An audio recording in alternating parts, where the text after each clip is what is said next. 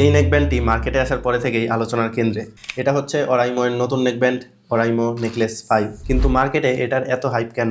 কারণ এর মধ্যে আমাদের অনেকের প্রিয় তাহসান ভাইয়ের ছবি আছে এই জন্য, নাকি এর মধ্যে তাহসান ভাইয়ের সিগনেচার আছে এই জন্য, নাকি এটা আসলেই দাম আর হাইপ হিসাবে কাজও ওইরকম ডেলিভারি করতে পারবে? এটা একটা ক্লাসিক নেকলেস স্টাইল নেকব্যান্ড, খুবই হালকা ও ফ্লেক্সিবল, পুরোটাই ম্যাট ফিনিশড, আর রাবারের বিল্ড কোয়ালিটিও ভালোই, অনেক ডিউরেবল।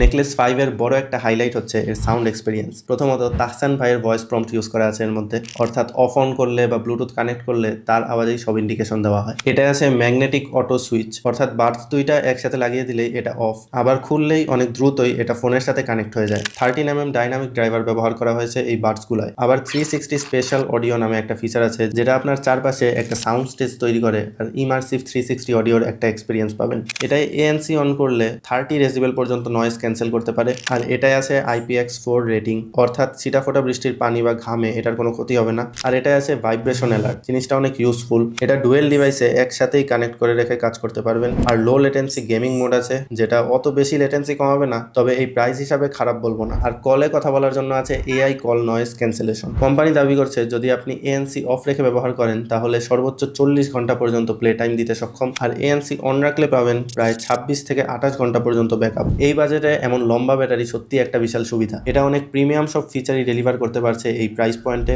আর ব্যাটারি ব্যাকআপও নিঃসন্দেহে ইমপ্রেসিভ। আমার মতে এই প্রাইস রেঞ্জে এটা 100% value for money, no doubt.